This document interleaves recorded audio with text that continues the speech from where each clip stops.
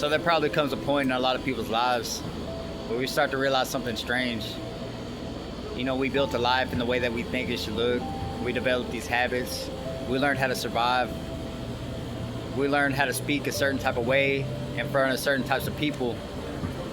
We developed certain patterns, certain belief systems that we live by. We learned what gets us accepted. We learned what gets us rejected. Somewhere along the way, we never stopped to ask ourselves a simple question. And it's probably one of the deepest questions that anybody could ask, is that, who am I when nobody's telling me who I should be? Who am I when nobody's looking? And you know, it's sad to say that a lot of the things that we believe about ourselves, a lot of the patterns that we have within our lives, a lot of the ways we act, we didn't actually consciously choose. They were given to us. We absorbed them. We begin to develop this identity of ourselves, not from the truest essence of who we really are, but from outside influences such as family, relationships, social media, pain, success, rejection, from expectations of people who are trying to figure out their own lives at the same time. And this is how we begin to lose ourselves. And eventually the voices become so familiar we begin to mistake them as our own. And this doesn't happen in one dramatic event. It usually happens much more subtle, much more slow, one compromise at a time. One moment of saying yes when you really mean no. One moment where you ignore your intuition. One moment when you chase approval. One moment when you shrink yourself to make somebody else feel comfortable. One moment when you chase distraction because the silence feels too uncomfortable. And slowly but surely, you begin living a life that doesn't even feel like yours. You can become successful according to somebody else's expectation and still feel empty. You can receive applause and still feel unseen. You can be surrounded by people and still feel lonely. You can own things, you can accomplish things, and still feel like you're searching for something. But what you're searching for isn't something new. It isn't something too far. What you're searching for is yourself. And I believe that there's something beneath all the noise. Beneath the expectations, beneath the fear, beneath the social facades and the mask that we learn to wear, there's a quieter part. A part of us that already knows whether something's aligned or whether something isn't. A part of us that already understands truth before our mind can even comprehend it. But a lot of us rarely even become quiet enough to be able to hear this part of us. And this is a part of ourselves that doesn't need to prove itself. You know, the modern world that we live in today is so incredibly loud. There's always something pulling our attention. You know, whether it be a conflict, some type of drama, or, you know, the devices that we have now, the headlines on the news, fear-mongering, you know, whatever it may be, you know, the constant need for more success, more achievement, or whatever it may be, you know, another reason to feel like we're behind. We spend so much time distracted by the things of the outside world and the things surrounding us that we rarely find time for our inner self. That attention is so important, because where your attention goes, your life slowly follows. What you repeatedly look at begins to shape the way that you think. What you repeatedly think begins to shape the way that you feel. What you repeatedly feel influences the choices that you make, and the choices that you make eventually become your life. Returning to yourself begins with attention. It begins with noticing. What has my attention? Who has my attention? What have I consciously or unconsciously been giving my attention to? And it raises a more important question. Did I consciously choose the things that I'm actually giving my attention to? Or did somebody else choose for me? And that question changes a lot, because awareness creates space, and space creates choice.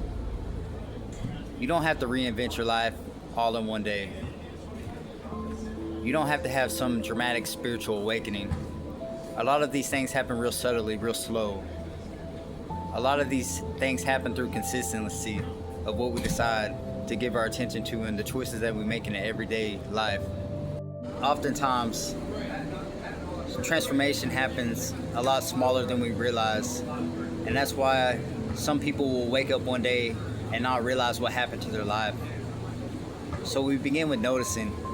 We notice what drains us. We notice what gives us energy. We notice when we're performing. We notice when we're betraying ourselves just to be accepted. We notice when we're distracting ourselves in order not to feel something. Instead of judging yourself, become curious. Try to figure out where all this is really coming from. Become the observer. What need am I trying to meet? Am I trying to get connection, security, love? Am I trying to escape something? Because all of these things come from trying to fulfill a human need that we all have. The problem isn't the need itself, it's the way that we're actually trying to satisfy these needs. We can look for belonging in places where we would have to betray ourselves in order to be accepted. We can look for love from people who only accepted the version of ourselves that benefited them. We can look for confidence through validation. We can look for peace through distraction. By constantly trying to escape yourself. But eventually life will always bring you back to the same place, which is yourself. And that's where the real work begins.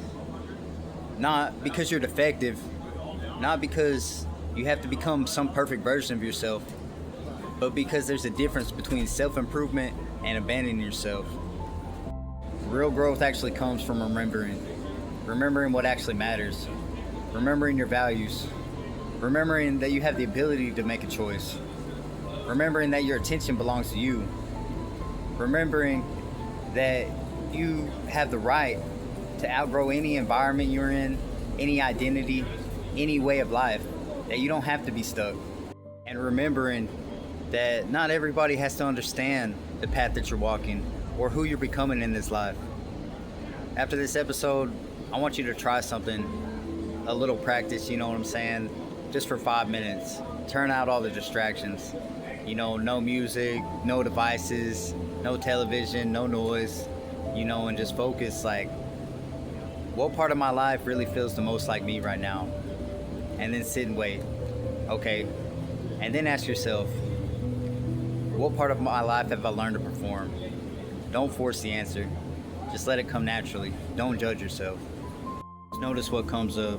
It could be the job. It could be the relationship. It could be the habit. It could be the way that you present yourself online. It could be the way that you talk to yourself. It could be a lot of things. Just sit with yourself and really reflect, Take a little you time for the day. Enjoy yourself. Whatever appears, you don't have to immediately fix it. Because awareness really comes first. Because you can't consciously choose something unless you become aware of it. And it's not really about becoming someone else. It's about uncovering who you really are beneath who you've been taught to be. So, if you like this kind of stuff, I'm going to be exploring a lot of different topics. I'm going to go self-love, distraction, conditioning, remembering, talk about boundaries, identities, but not just as knowledge, not just as a way of life. I want it to be more than that, I really believe in embodiment, because we can believe all the things we want in the world, but at the end of the day, it really doesn't mean anything unless we're actually living it. If you resonate with this message, go ahead and check out my ebook, Hidden Wellspring.